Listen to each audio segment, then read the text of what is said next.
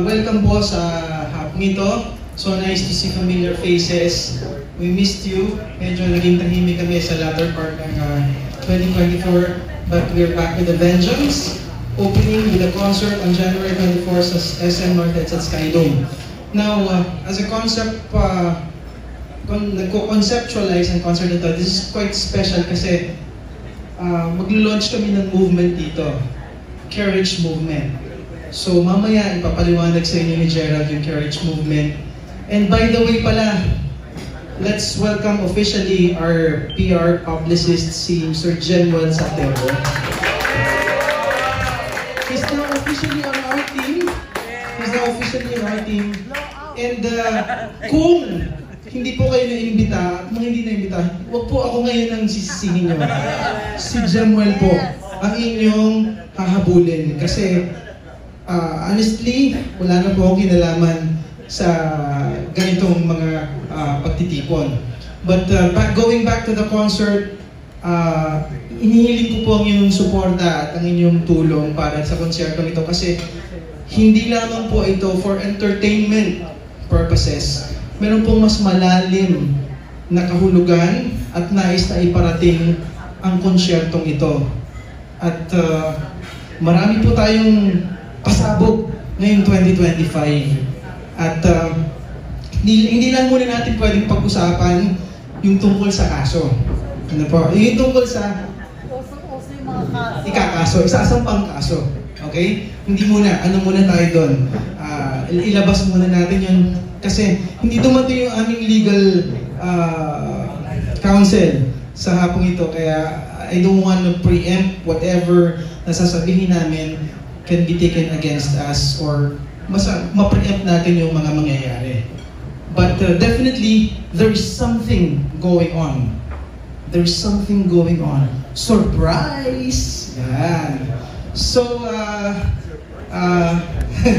surprise. And again, I welcome you all dito sa ating MediaCon press conference for Gerald Santos' Carriage, January 24, SM North Edsa Skydome, with guests Shireen, Regis, and kasama din po namin si Elish at yung P-pop group na Astor.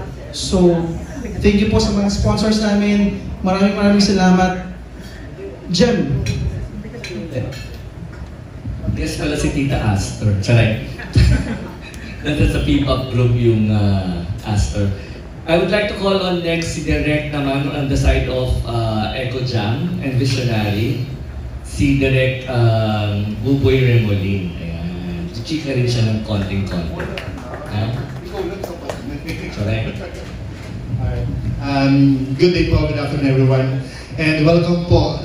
The mere fact na nandito po kayong lahat ay nagpapasalamat na kami agad dahil sa inyo pong pinapakitang suporta. Nung first day po na nag-usap kami ni Direk Romel, tinawagan niyo po ako and he wanted to produce this type of show. So nung nakita ko po yung kanyang advocacy for days, and of course alam naman ng lahat kung ano po yung sitwasyon at ano po yung nangyari kay Gerald. So maraming gustong tumulong, maraming gustong sumuporta at isa na po ako doon. So that's why we immediately he got our consent. So pumayag kami, sige let's do this kasi marami namang paraan, maraming bagay ng ibig sabihin para sa courage, hindi na naman sa ganong paraan. So isa yon sa gusto namin ipakita rin po sa palabas po na ito. At sana po ay asahan namin ang inyo pong taus-puso at buong pag-suporta from the press. Maraming salamat po once again. Anito po ang ating publicist, si Sir Jen. Thank you, Direk Buboy. And now, yung opera na niya. I would like, si Leo bukas gusto mo magsalita? Ayaw magsalita. I would like to call on now the star of the concert on January 24, Courage, Gerald Santos.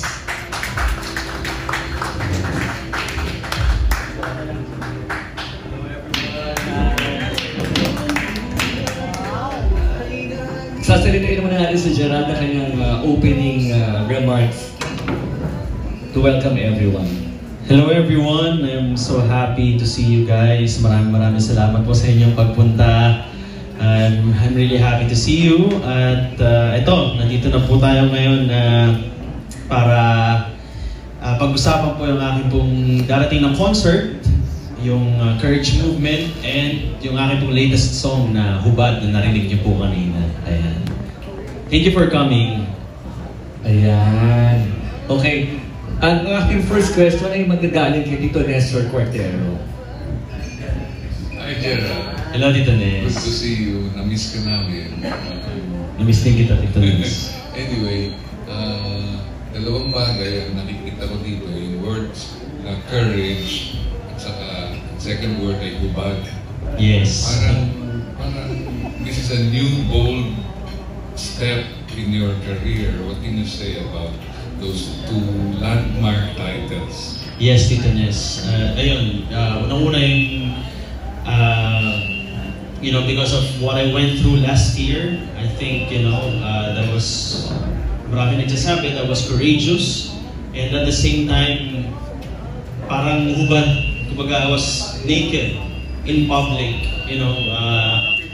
dahil when I told about what happened to me, I really felt na hubad ako sa publiko. Kaya talagang yung dalawang words na yan, courage and hubad, perfectly defines me right now. Yung hubad parang pinubaran. Yes. Ganun ang context, no? Yes. Yung song parang sexy, no? Parang Yes. there's a lot of heavy breathing, marami siyang sexual movement. Kasi, sabi ko nga dito, Nes, I want to offer something new. I want to offer a new sound. So ito yung new sound na maririnig nila kay Gerald. Then may mga iba pa akong songs na ni-record at i-record na nasa ganitong tema. Kaya abangan nila yan. Una pa lang to, unang salvo pa lang itong hubad. Maganda yung song. Thank you. Isa na lang, last na lang. Yung courage, paano mo ma-i-explain ito sa show? Anong klaseng songs ba ang kakantahin para ma-project yung theme na courage? But I'll be courageous with the song choices that I'll be singing actually. Marami akong, kung itong hubad, unorthodox. Kumbaga marami rin akong unorthodox na mga songs na kakantahin sa concert na hindi nila typically naririnig sa akin. So, yun yung courage, and then, the launch of Courage Movement as well. It is. Ayun. Thank you, Gerald. Thank you. We would like to welcome Janis Navida from Bulgar, of course. Very special mentions, my editor. Our next question is from Nestor Cuartero, Sidney Lea Salterio. And then sunod si Jun Laling from Abante. Hi, Gerald. Happy New Year. Hello. We saw you before Christmas, and then hindi ka pa dito nag-New Year, and hindi ka pa dito nag-holiday. So, saan ka nag-holiday? And yun muna yung first question. And when did you return? Okay, dito ako nag-Christmas, but sa New York ako nag-New Year. Alright. Yeah, I was with my girlfriend sa New York. Alright. So, doon siya talaga base for the longest time. Yes. And how long have you been together? Non-showbiz ba to? Non-showbiz, yeah. Okay. It's non-showbiz. 1.5 year. Wow. 1.5 year na kami. Alright, thank you. So, when was this concert conceptualized and planned? I think sometime September last year. Yeah, September or August. Napagpaplano na siya, napag-uusapan na siya. So, with everything that happened, we thought na it's perfect to stage a concert like this. So this is your first full-length concert in a long while. Nakita kita sa Mr. C concert, di ba? You were there last year? Was it last year or 2 years ago? CCP. Yes, CCP. No, Met. Met. CCP ba yun? No. Yeah, I think it's Samsung. Yeah, Samsung. It's Yes. CCP. Yeah. So I was there, and actually last year I had a concert din sa Music Museum. Oh, alright. Yeah. Oo. Yung Grateful. That was my 18th okay. anniversary concert. 18, so this is your 20th? Nasunod siya ng 18-19. Sorry.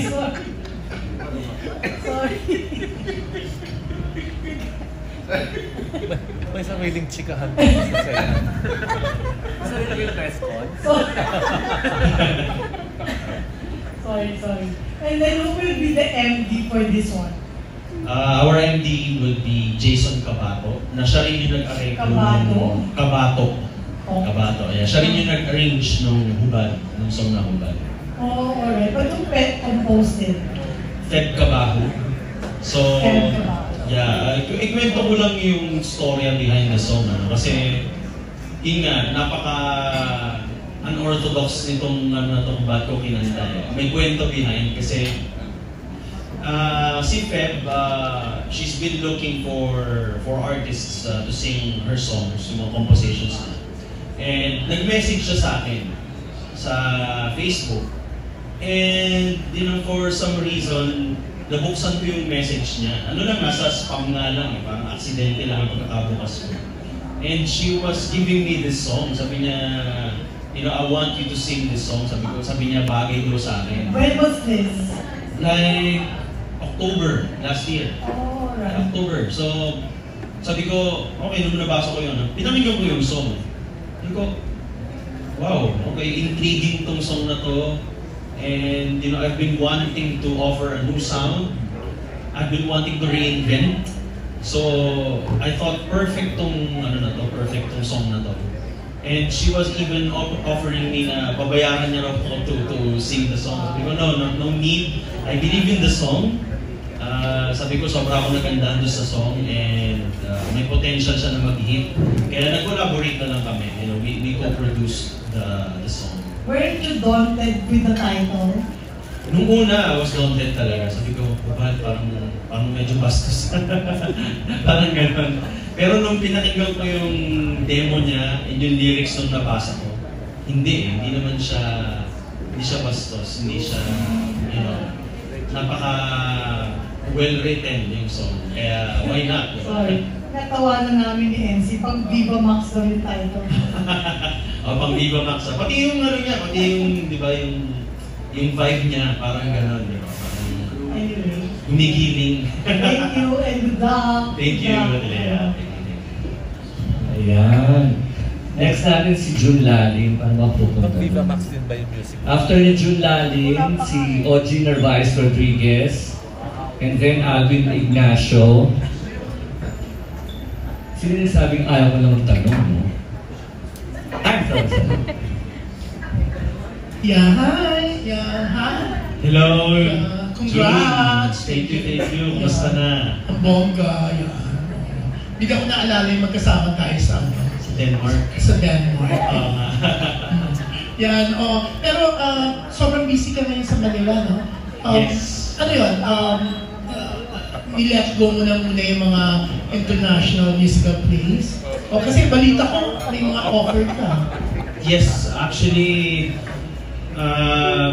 I decided to stay na muna dito kasi, ang hirap din abroad. Medyo malungkot din talaga magtrabaho abroad. Pero ang dami mong fans, malungkot, pero ang dami yung invitation sa iyo, pinagkakaguluhan ka. Tayo, even nasa restaurant tayo, ang dami mga lumapit sa iyo, di ba? Thank you. Yun nga but I really have to choose between the two. And I actually had the chance to stay sa London noong 2019, but yung pandemic came. And then yung Denmark naman, dumating yung opportunity rin sa Miss Saigon, Denmark. Medyo, ang hirap kasi, if I would continue there, I have to study the language. But I did Miss Saigon in the English language, pero, if I would pursue a career there, I really have to study yung language nila. So sabi ko medyo mahirap yun. And I did it once. So, pero naka-survive ka, pinuri-puri ka, di ba? Ako, pinanood ko yung Miss Saigon mo. Talagang, in fairness to you, na kaya mong makipagsabayan sa mga dailies mismo, di ba? Thank you, June. Nakaparoon kasi si June sa Denmark. Noong time na nasa Miss Saigon, Denmark ako, napapanood ko siya doon. Tamang-tama jet setter kasi to si Jun. Hindi ko nilibot mo, after that, nilibot mo buong Europe, di ba? Yeah, some countries, yeah. Spain, Paris, Milan, yeah. Prague. Pero you left your heart kasi sa New York. Yun nga, yung irony sa New York, bumagsak. So ngayon, New York and Philippines ka muna. Pabalik Yes, ka. Hina muna. Ang maganda, no? Very supportive yung girlfriend mo sa'yo. Kasi kung iba yun, they will stay in New York because nandun, di ba? Pero siya, no? Bukod sa pumunta ka doon, pumunta na rin siya dito. Yes, ganun yung ginagawa namin to really, maintain the relationship. Dahil mahirap ang LDR, so, as much as we can, every 2 months we see each other. Yeah. And either ako yung lilipad doon or siya yung lilipad. Pero ang ganda ng pag LDR nyo, no? Na walang pressure for you to stay there, kundi bigayan kayo. Yes, bigayan. Is she coming for your concert to Courage? Let's see. Kasi kagagaling ko lang doon ako nag-New Year. So, I don't know. Maybe she'll surprise me. Yeah, pero congrats, we're also excited to watch Courage. So, pili ko nga si Salve at saka si Bix Almacen, na-excite sila kasi talagang nagkukwentuhan silang dalawa. Pero pili ko pinagkukwentuhan nila yung Courage concert. Okay, thank you. Okay. Thank you. Thank you, Franny. Thank you very much, Jun Lalin. Ang next natin, of course, from Pep and DZRH, si Gorgie Rula. Siyempre, beauty before, Hello, Gorgie. Hello. Happy New Year. Happy New Year. Gerald, yung medyo nagbago ka nga dito sa single mo na Hubad. Tapos, sumabay naman yung title na ng concert mo, Courage, dun sa pinagdaanan mo last year. Yes. Paano mo naman sasagutin yung ibang mga may mag-comment o may magsabi na ginamit mo itong pinagdaanan mo dito ngayon sa mga susunod mong shows sa career mo na rin, pati sa pagbago ng career mo? Masasabi ko lang doon, nasa sa kanila na yan kung yun ang opinion nila, wala naman magagawa doon. Everybody is entitled to their own opinion. And, yung about sa issue na yun, hindi naman yun out of the blue in the first place. Yung pinagdaanan ko naman na yun, matagal na. Year 2010 pa, may complaint na ako dyan. And then, actually, naalala ko nga, 3 years ago, 2022, meron pa akong interview with Butch Francisco about it. So, wala rin kumansin. Kaya, hindi naman siya out of the blue. Hindi siya yung abrupt na basta lang ako lumabas para gamitin yung issue. Nagkataon lang na merong malaking pangalan sa industriya na napasabay and nag-call ng attention yung naging naging case ko din. Ayun. Pero nasa career path mo naman talaga yung bago na ng image or medyo mag-try ka rin ng ganito na ka medyo daring na sa kanta mong Hubad at pati na rin to sa style ng bago mong concert? Yes, actually, inline na to. Year 2019 pa. Ang weird nga kasi before nag-close ang ABS, actually meron na akong record deal with Star Music at that time. And meron na mga songs na parang ganito yung tema kasi nga mag-reinvent na ako. Pero unfortunately with what happened with ABS, hindi natuloy yung deal namin. Even yung songs na, ang gaganda rin ng mga songs na binigay nila sa akin nun. Ganito din, sexy din, soulful, daring, and hindi siya natuloy. Siguro hindi pa meant at that time. And this is the perfect time, I think. Kaya ngayon yung pinagkaloob. Last 2 questions na lang. So yung Courage kasi, title mo ay Courage. Yes. So ano ito? May advocacy ka rito na i-introduce at paano ito? Yes, itong courage, I'll be more courageous when it comes to, my choice of songs. Maririnig nila dito ang bagong Gerald, then unang-una na dito sa hubad. And unorthodox yung mga songs na kakantahin ko, yung mga hindi nila usual na naririnig sa akin. And ayun, I'll be launching yung aking advocacy, yung courage movement. To help yung mga victims ng sexual abuse, harassment, rape, yung mga gano'n. Ayoko lang, kasi na-realize ko nung yung lumabas ako last year, na-realize ko how hard it was na doon sa mga biktima. So I wanna offer help in every little way I can para sa mga victims. And nag-umpisa na nga, may mga lumalapit na nga sa akin. Last year, lumapit sa akin si Enzo, biktima rin, the same person. So doon na nagsimula itong courage movement. Specifically, ano yung mga pwede mong i-extend na tulong from you? Yun nga, kakausapin mo, may mga legal team ka ba? Ganyan na pwedeng tumulong sa kanila? Yes, as of now, we're partnering with PAW, and we will also have eventually our own legal team. Yun yung aim namin, and also therapy, yung psychological therapy for the victims.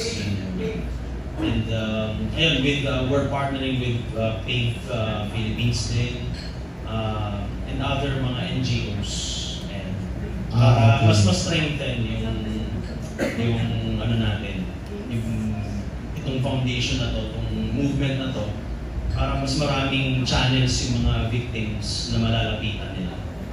Okay. Siguro later on, mas ma-expand mo pa yung like kung anong tatawagan nila, yung mga ganyan, kung saan sila lalapit, yung mga gano'n na, no? Yes. Pwede mo rin yan i-introduce sa concert mo. Last na lang, paano mo na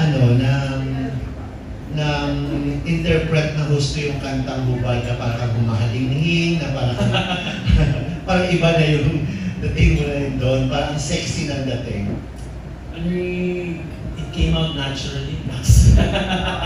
Kaya kasi I'm thankful na nung binigay sa akin yung kanta, medyo siguro I had a month or two para talagang internalize siya and pag-aralan kung paano ko siya atakihin. I was really talking to the composer, si Feb Cabajo. Parang ano bang mga inputs mo mabibigay din sa akin. May mga binigay din siya sa akin mga inputs. And then yung engineer namin, aming long-time engineer si Marlon Silva, marami din siyang input sa akin. And then nilagay ko rin yung sarili kong interpretation. So nagsama-sama na yun. And sabi ko, it needs to sound sexy kasi yung lyrics talaga ng kanta is very sexy, very daring. Kaya, it came out naturally. So mapapahubad siya sa concert? Yun ang aabangan nila, kaya magkakaroon sila sa January 24. Okay, good luck. Thank you. Thank you. Thank you, Dorky. Of course, from one beautiful person to another, so beautiful. Ayan, nasa kanya nang galing. May friend na. Orly Alino of DZRH. Lagyan mo tanong, friend na. Magandang hapon muna sa inyong lahat. Hello. Yes, hello. Magandang hapon. Kumusta na? Matagal na tayo hindi nagkita. Yes, I know. Gerald, kanina sinabi mo kasi bagong kanta. So, ito ba ay nangangahulugan bagong kanta kasi may pinagdaanan ka? Hindi naman. Nagkataon lang na, parang siguro everything fell into place. Maybe it was destiny. Sabi ko nga, nagkataon lang na nagbasa ako ng spam messages and yung composer messaged me. She was giving me this song. She was even asking me to she wanted to pay me to sing her song. So, since nagandahan ako dun sa song, sabi ko, no, you don't need to pay me. Let's just collaborate. And kinoproduce namin yung song. Dahil naniniwala ko yun sa kanya. Nagkataon talaga. And actually, hindi niya rin wala pa siyang alam masyado dun sa issue ko, yung composer. Kaya wala talaga ako sa composer. Prangkahan din siya kasi bubade. So papasok sa kamalayan at kaisipan ng bawat isa na posibleng may kinalaman ito sa ginawang pagbuhubad sa iyo.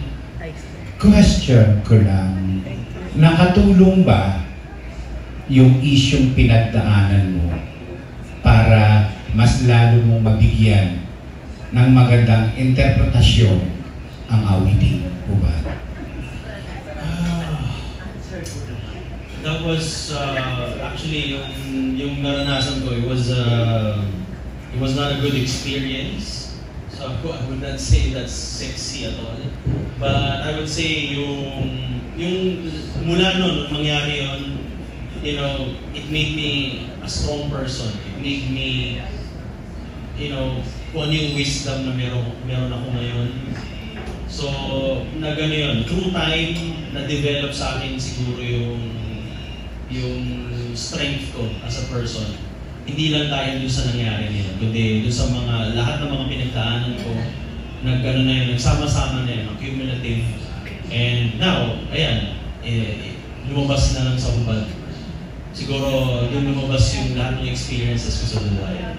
Natakot ka sa mga interview mo na sinabi mo na kaya hindi ka nagsalita, lumantad, natakot ka.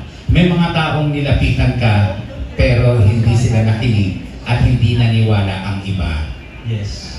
Ngayon ba, sa kinauupuan mong yan, gaano ka na ba kalakas? Gaano na ba katatag ang isang Jel Santos para harapin ang mas malalim pang problema kaysa dun sa rape na hinarap mo? Yung harassment na hinarap mo? Yung masasabi ko, yeah, I'm matatag na ako ngayon. You know, I'm of age. I went through a lot after that. Dami namin pinagdaanan. Ang manager ko, si Kuya Romel, mapa sa career ko, mapa sa personal kong buhay. Kasi syempre, nung mangyari yun, yung personal kong buhay naapektuhan, wala na ako ng trabaho. You know, I was the breadwinner of the family. So, dami talagang pinagdaanan. Pero that made me who I am right now. Kundi dahil sa mga nagdaan na yun, hindi ako magiging kung sino ako ngayon. Kaya I'm thankful for that, sa mga pinagdaanan ko na ngayon. And I'm ready to face kung ano mga dadating pang mga challenges. Mas matibay na ako as a person para harapin yung mga pagsubok pang dadating. Diretsahan, ano ang pananaw mo ngayon sa mga LGBTQIA+, pagkatapos may mangyari, pagkatapos na ikaw ay mag-scandal? I have nothing personal with LGBTQ plus sa mga community. And, you know, yung nangyari sa akin is isolated, you know, because yung person na to, maybe he didn't represent the community really well. So it's really in the person. Hindi naman yan, kumbaga yung kasalanan niya, hindi kasalanan ng buong LGBTQ community. Siya lang yun, siya yung gumawa nun. So kasalanan niya lang yun. Hindi dapat madama yung buong community. Last, yung mga pangyayari ba na binabalikan natin pag-usapan ngayon, para sa'yo, ito ba ay bangungot o destiny? Destiny. Bakit? You know, everything happens for a reason. Lahat mayroong dahilan kung bakit nangyayari ang mga bagay-bagay. Kasi hindi naman yan nahayaan ng Diyos kung hindi yan meant to be. Kaya for me, it's destiny. Thank you, Tito Mario. Ay, salamat at si Boy. Of course, we have Romel Gonzalez, and then after ito si Richard, and then si Alwin Ignacio, and then si Ogie Narvaez Rodriguez. Ayun, kaya napatan yung lalim ng pagkakaroon ng Galino, ha? Ganun, follow up lang nung kay Gordy kanina, yun sa concert mo, to make things lighter. Hindi mo muna masagot kung mag-uhubad ka sa concert. Pero yung mga outfits mo ba, medyo sexy, like mga sinusunod ni Ricky Martin o ni Harry Styles, May mga pabakat ka ba sa gabi ng concert? Yan ang aabangan nila sa concert. Wala ba nagiging I would say yes. I would say yeah. May ganung touch. Yeah. So, ano ka ba? May dance choreographer ka para sa mga sexy dances? Meron ilang numbers. Yeah. Meron. And then, Gerald, ang isa po lang na-reveal ng guest si Sherin Regis, di ba? Yes. Personal choice mo ba siya? Pati yung iba pang surprise guest? Yes, personal choice ko. You know, I think Sherin also, you know, was courageous. Doon sa pinagdaanan niya, di ba? Sa relationship niya, yung true identity niya. So, she perfectly defines din yung word na courage. Kaya naisip namin siyang kunin. Lahat ba nung yung ibang guest na nilapitan mo, lahat nag-agree o merong, saan to say, tumanggi dahil may ibang schedule, and yeah, tumanggi dahil sa schedule, conflict of schedule. Hindi naman dahil, you know, hindi sila sumusuporta or hindi sila agree dun sa advocacy ko. But because of, you know, sa schedule talaga, yung conflict. Last na lang, Gerald, kung may isang tao na gusto mong manood ng Courage 24, sino yun and bakit? Gusto kong makapanood isang tao lang. Wow, that's interesting. Kasi si Kuya Romel nandun na sigurado. Oo, siya hindi ba na yan, no?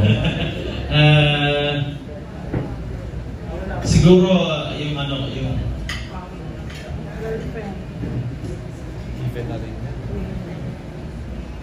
parents ko, yeah, my mom, yeah, na nandun kasi, you know, they saw everything. They saw yung mga pinagdaanan ko, pinagdaanan namin. And ito yun, baga, finally, ipapakita natin dito how courageous I am. Pero nanonood siya? Yeah. She heard that? Yes. Pareho. Yeah. Congratulations, Gerald. Thank you. Courageous. Thank you. And Rachel Balikawan, Lionheart TV, host. Thank you. Thanks, Sir Romel. And good afternoon. Hi, Gerald. Ayun. Hello. Napindot.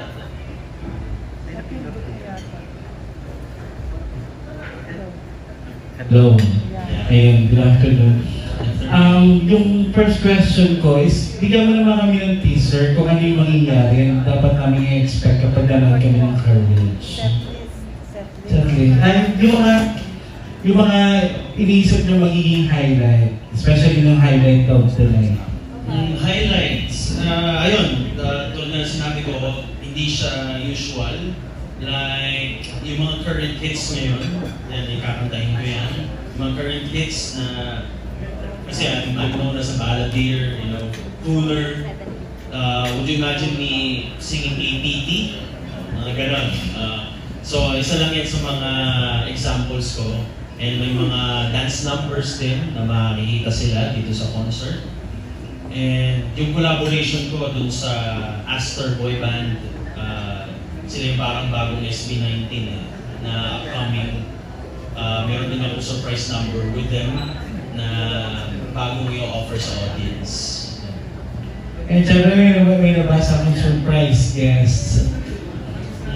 May pwede ka bang bigay na teaser sa amin kung sino-sino yung mga surprise guests? Kaya teaser lang. Like one word or adjective about them.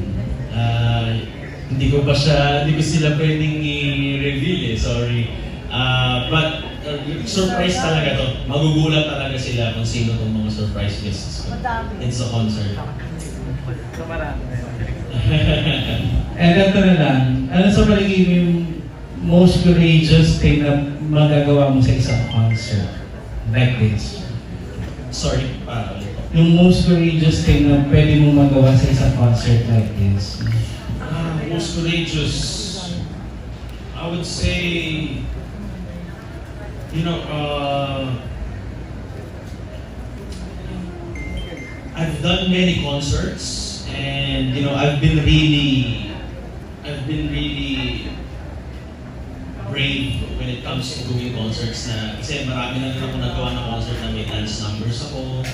Meron akong, before I did Michael Jackson number. So,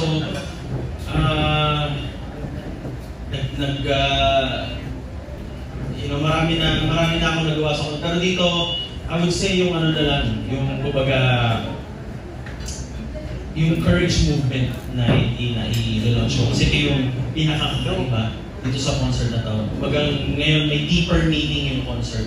Meron akong advocacy na i-launch. And yun yung mga surprise guests ko. May surprise numbers kami na talagang ikagugulat ng mga tao. Thank you, Gerald, and congratulations. Thank you, Richard. Thank you, Richard. Now we move on to Alvin Ignacio. Hirap lang, sorry. Alvin Ignacio. And then, of course, susunod ang Nima ng show business o Gina Vice Rodriguez. Nagbibisi-bisihan. Hi, Gerald. Okay. Hello, Alvin. Hi. So, this is just lang to. If you are nakahubad and then your girlfriend sees your nakahubad na body, saan siya pinaka-attracted? Naka-attracted siya sa nunal ko. I would say sa eyes ko pa din siya eh. Sa eyes ko pa din siya talaga. Sa eyes natin natingin. Yes, pero sa body, buti na lang. Hindi mo siya masyadong conscious about. Hindi. Ano, sorry. Sa katawan mo, saan siya talagang parang tuwang-tuwa? I think sa chest ko. Yeah, because? She loves to lie on my chest. She can sleep peacefully whenever she lies on my chest. Yeah. Okay. As part of the courageous paths that you've been doing of late, ito bang tying the knot and walking down the aisle with her is a courageous path that's going to happen soon? Yes, definitely it's gonna be a courageous path. I hope soon, but hindi ko pa siya masabi sa ngayon kasi syempre, LDR kami, madami pa dapat ayusin kasi madami pang, nandito yung buhay ko, may buhay din siya doon. So marami pang dapat ayusin, kaya hindi ko pa masabi. When you're not together, what is it about her that you miss the most? Yung overall energy niya, yung positive energy na binibigay niya sa akin, yung peace, I'm really at peace whenever I'm around her. Yung pinaka-miss ko sa kanya. Of the many courageous paths that you have taken, saan kayong parang gustong montik ka na parang ayaw nang ituloy ito? Of the many courageous paths na pinagdaanan mo sa buhay mo, ano yung path na montik ka na ayaw ko nang ituloy ito? Yung yan, I think that was year maybe 2015, 2016 doon.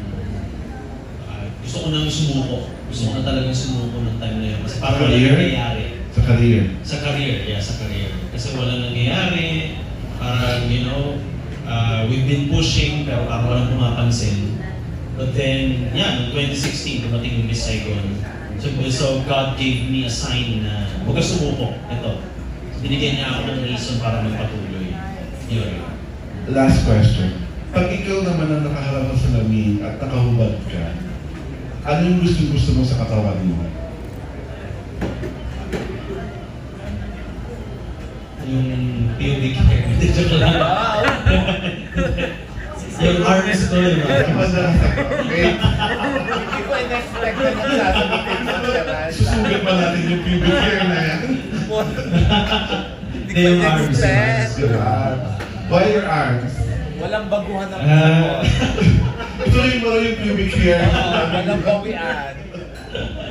Yung arms ko kasi actually even yung mga iba kong mga naging gym buddies before, they admire yung arms ko kasi parang, you know, it's thick, it looks sexy, it looks masculine. Ay, mga bading yun.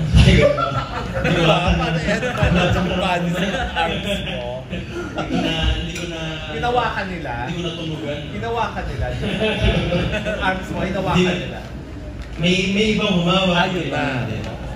Okay, thanks, Jeff. Thank you, Alvin. Thank you. Gusto ko yung sagot. Wala na makapagtanong. Of course, ang nag-iisang Mima ng showbiz, walang mintis, malbilis, char-char-char-chinis. Ogie Narvaez Rodriguez. Naniyan mo. Hindi na ako magtatanong kasi ang dami na nila naitanong. Hello. Ano na lang kanina kasi habang kumakain kami, pinapatugtog yung hubad. So tinanong ko agad si Jemuel kung ikaw nga yun. So sabi, ikaw nga daw. So, congratulate ka lang namin dahil ang ganda ng song. Tapos request na lang kami, baka pwede kang kumanta ng few lines ng hubad. Para maniwala talaga kami na ikaw talaga yung kumanta. Okay. Sige. Ano lang natin. Okay, ito yung hubad na. Kung ang iyong bulaklak ay narikaw dito sa aking hardin, dahan-dahan ako ay lalapit at ito'y pipitasin. Kulang ba ang isang araw sa'yo? Nabibitin ang ako. Ako ay hubad sa pag-ibig sa'yo. Inumin mo ang uhaw ko, tigan ang puso ko. Ako ay hubad sa pag-ibig sa'yo. Ilumin mo ang sugat ko, ang damdamin ko'y nakalaan sa'yo.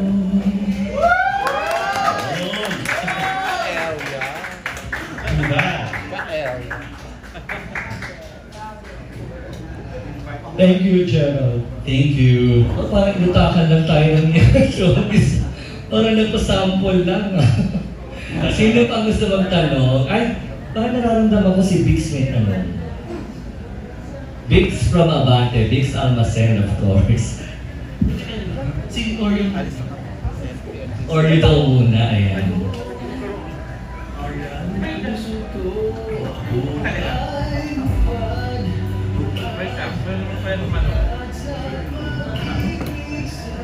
Hi, Gerald. Hi. Friend ko si Peg. Oh! And Okay, she's your friend. Okay. how did you conceptualize yung, kasi nasa Cebu siya, di ba? Parang, how did you materialize the concept of hubad? Paano kayo nagpala? That's such an interesting question. Actually, yan, nagbalik sa akin yung kung paano kami nag-usap back and forth, kung ano yung plano talaga. Kasi nakakatuwa kasi nagkaroon kami ng same vision kung ano yung gusto namin kalabasan dun sa song. Kasi I think, funny enough, tatlong arrangers ang nilapitan namin for this song. And dun sa dalawang unang arranger, medyo hindi siya nag-vibe, hindi siya naging parang fit dun sa gusto namin kalabasan ng song.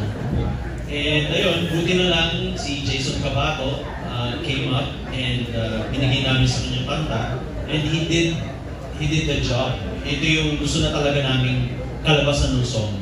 And yung sa question mo, talagang back and forth, we were in contacts ni Feb. Lagi kami magka-chat, lagi kami magka-call na ito gusto nating kalabasan na pang Gen Z, pang Gen A, yung dapat yung talagang para sa panahon na to, or para contemporary, kumbaga.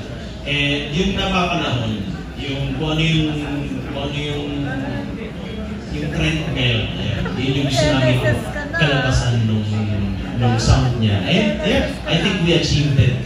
Worth it yung mga communication namin ni Feb. Thank you so much. Congrats. Thank you.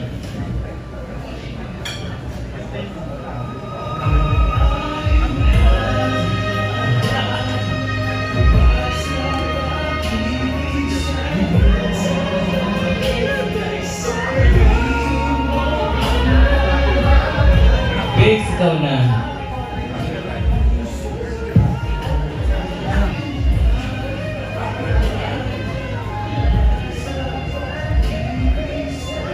Nakaharap kasi si Oreo eh. Ay, sarap pa. Hi, Gerald. Congratulations sa bagong single at concert. Pero, ang ganda kasi ng lyrics ng kanta mo. Anong part or ng lyrics yung pinaka gusto mo? Or talagang tumagos ba sa'yo? Pinaka gusto kong part dyan, yung ending. Ito, ako yung hubad sa'yo. Yeah, kasi I think lahat naman ng tao na in a relationship or don't take it as like parang literal na yung ako kasi yung song it defines yung it describes na ako all out sa iyo, parang lahat, I'm all in for you. Yun yung ibig sabihin nun, yung ako'y hubad sa iyo. So yun yung pinaka gusto kong line na kumbaga lahat naman tayo pag nagmamahal, di ba, all out. So we're all in sa minamahal natin. Pero sulit ba na all out kapag nagmahal? Yes, definitely, yeah. Worth it kasi at the end of the day, kapag binigay mo yung puso mo sa isang tao, you've been really kind and loving to this person. Sugal naman di ba? Sugal naman, ang pag-ibig is sugal. Kaya, at least kapag hindi man mag-workout, you know sa sarili mo na you gave it all. Minahal mo talaga siya rin mo. No regrets. Yeah, no regrets. Bongga, thank you. Thank you, thank you.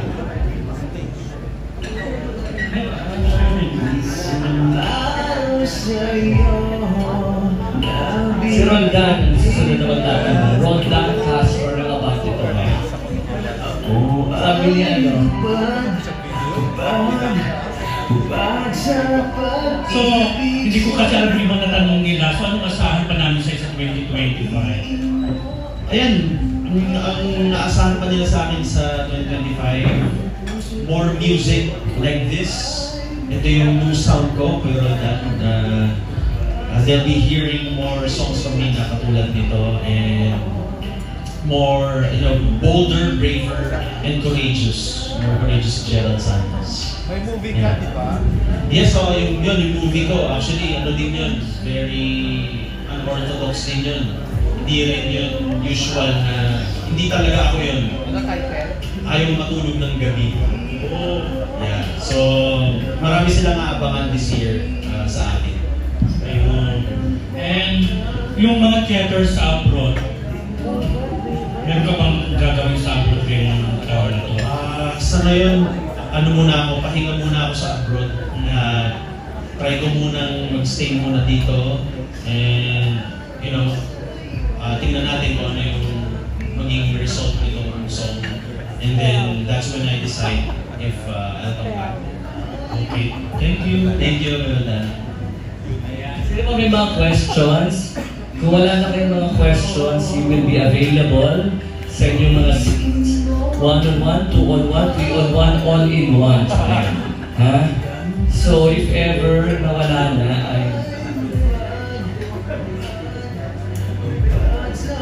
Ito na, may sinasabi si Direct Manager Concept. Siya na talaga.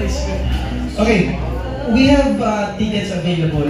You can get tickets kay Elo mamaya. But please po, sana manood talaga kayo kung kukuha kayo ng tickets. Kung kailangan yung 3, 4, or 5, you can get it. But please, do watch the concert. Yun lang ang pakiusap namin kasi we want to spread the movement, encourage movement to as many people as possible para mas maging meaningful at malakas yung impact ng concert natin. Thank you po! O sa producer na ganyan, nanditigil isang ticket ang binibigay, mahihirapan pa kayo ng PR. Kasi magaling daw ang PR. Siyempre, mahal ako sa'yo. And with that,